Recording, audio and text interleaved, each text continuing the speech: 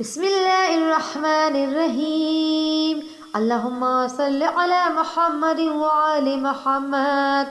ابو ہاشم جعفری کہتے ہیں کہ میں امام حسن عسکری علیہ السلام کی خدمت میں حاضر ہوا تاکہ حضرت سے انگوٹھی کے لیے ایک نگینے کا تقاضا کروں اور بے عنوان تبرک اس نگینے کی انگوٹھی بنوا کر پہنوں، لیکن جب میں ان کی زیارت سے شرفیاب ہوا تو نگینے کے بارے میں سوال کرنا بھول گیا۔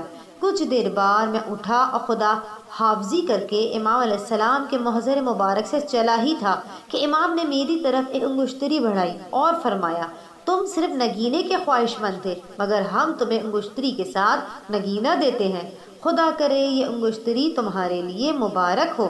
مجھے اس واقعے سے بڑا تعجب ہوا کہ امام علیہ السلام نے میرے دل کی بات ظاہر کر دی۔ میں نے عرض کیا، مولا آپ واقعاً ولی خدا اور وہی امام ہیں جن کی اطاعت اور جن کے فضل کو اللہ نے اپنا دین قرار دیا ہے۔ امام علیہ السلام نے فرمایا، غفر اللہ لک یا ابا ہاشم، ابو ہاشم اللہ تم کو بخشے۔ کتاب حوالہ اعلام الورا، صفحہ 356۔